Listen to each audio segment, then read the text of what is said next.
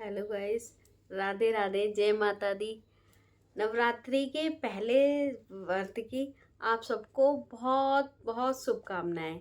माता रानी आपके जीवन में बहुत खुशियाँ लाए और आपको उन्नति के रास्ते पे लेके जाए। माता रानी आपको सही राह दिखाएं, मुझे भी दिखाएं, सभी को सही राह दिखाएं। माता रानी, आज ये वीडियो मेरी एक छोटे से टॉपिक के ऊपर है जो मतलब नवरात्रि में हम माता रानी को पूजते हैं। और इन्हीं दिनों लोग ना ज़्यादातर कन्याओं को पूजते हैं।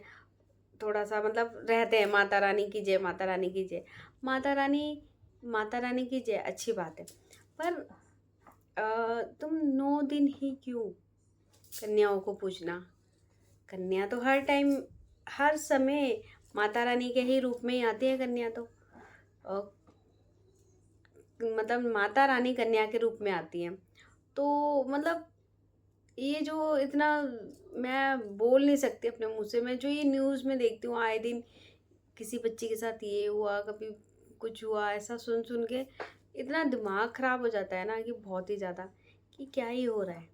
और नवरात्रे आते हैं, सब लोग माता रानी की जय और छोटी छोटी कंजिकाओं को पूजते हैं।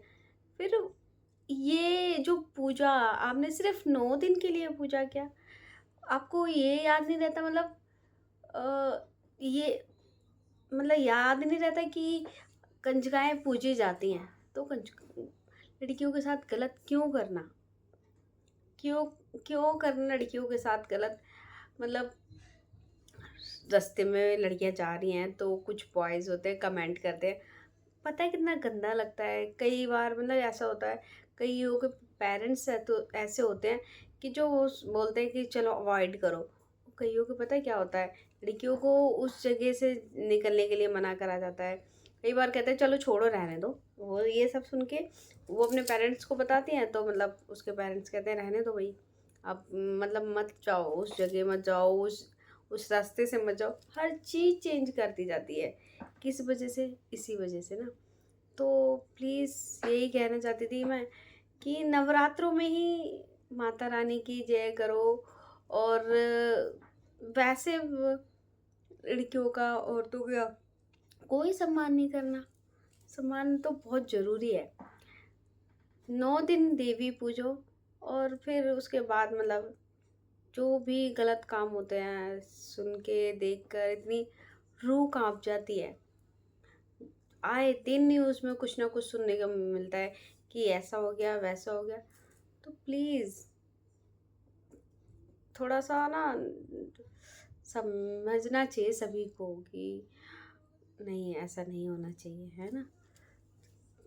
कोई जो भी कांड होते हैं तो सुनने में आता है कि दूर वालों ने नहीं, बिल्कुल पास वालों ने ही ऐसा किया होता है।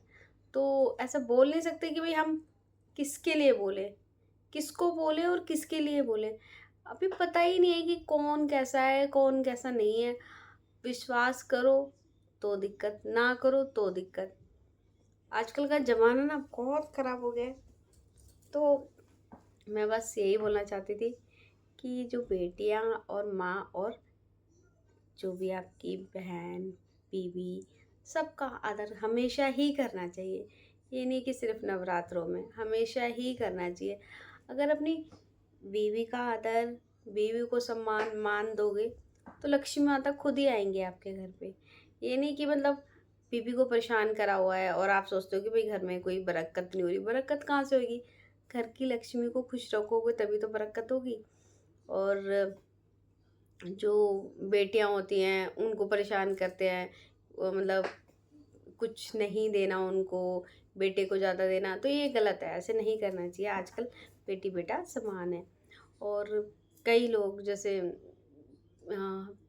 चेक करा लेते हैं कि भाई प्रेगनेंसी के टाइम पे एक बेटी है कि बेटा है, बेटे के चक्कर में कि मतलब बेटी तो चली जाएगी। बेटी चली बेशक से जाए, पर बेटी दूर रह कर भी ना आपका ख्याल पूछती रहेगी, हाल चाल। और बेटा पास होकर भी ना चला जाएगा दूर, एक दिन बड़ा होके अपनी बीवी के साथ चला जाएगा, या फिर कहीं जॉब लग जाएगी वहाँ चला जाएगा, आप नहीं रोक पाओगे। नहीं, इसीलिए मतलब जो भी है उम्मीद हम सोचते हैं कि बेटा करेगा। ऐसा कुछ नहीं है, ना बेटा करेगा ना बेटी करेगी। थोड़ा मतलब अपने शरीर के ऊपर ध्यान दो, अपना ध्यान रखो, अच्छा खाओ और एक्सरसाइज करो, हेल्दी रहो। यही सब काम आने वाला है आगे, ना बेटी काम आने वाली है ना ही बेटा काम आने वाला है। मैं ये नहीं कह रही कि मतलब बच्चों को छोड़ो, बच्चों को छोड़ना नहीं है, मतलब एक अपनी रिस्पॉन्सिबिलिटी निभाओ। उनको बड़ा मतलब आपको ही उनके केयर करनी है जब तक वो बड़े नहीं हो जाते। फिर वो हाँ, ज़्यादा रोक टोक तो करना गलत है। बस यही है, अच्छे संस्कार देंगे ना तो बच्चे अच्छे बनेंगे। संस्कार भी देना अच्छे बहुत ज़रूरी है। और बाकी ऊपर वाला जैसा देखो, क्या ही बोल सकते हैं, हम तो देंगे अच्छे संस्कार।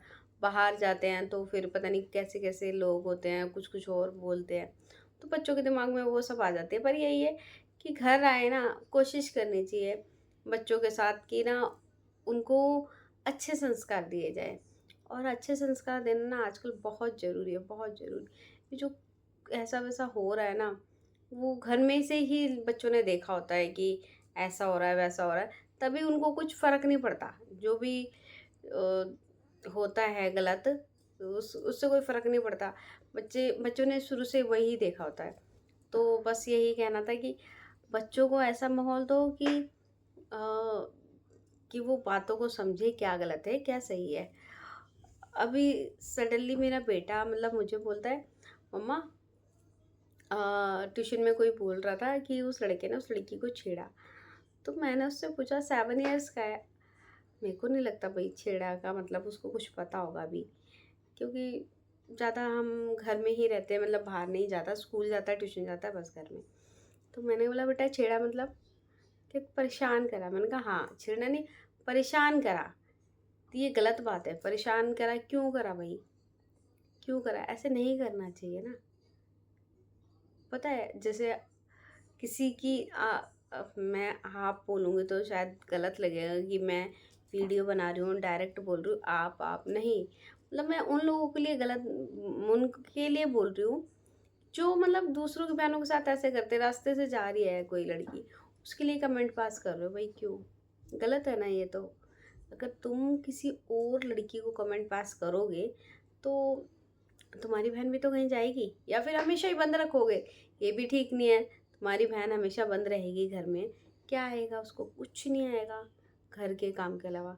और एक दिन वो ससुराल जाएगी तो उसको बहुत दिक्कतें होंगी। इसीलिए मतलब जब आप किसी और का रास्ता नहीं काटेंगे ना, तभी तो आपके रास्ते साफ होंगे। पहली बात, किसी और को परेशान ना करें, बस अपने काम से मतलब रखो। मतलब ज़्यादा बदतमीज़ी ना ये ठीक बात नहीं होती है। कि कोई गर्ल जा रही है, कोई लेडी जा रही है, कमेंट पास कर दिया, बैड मैनर्स होता है, तो ऐसा नहीं करना चाहिए। तो मैं बस यही कहना चाहती थी कि नवरात्रि में नहीं, हर दिन हर टाइम हर समय महिलाओं की इज्जत करनी चाहिए और महिलाओं को सम्मान देना चाहिए। चाहे वो आपकी माँ के रूप में है, चाहे आपकी बेटी के रूप में हो, चाहे आपकी बीवी के रूप में हो। बस ये छोटा सा मैसेज था। आई होप मेरी वीडियो ये अच्छी लगी होगी। अगर अच्छी लगी हो तो मुझे कमेंट करना, लाइक करना, शेयर करना एंड सब्सक्राइब करना।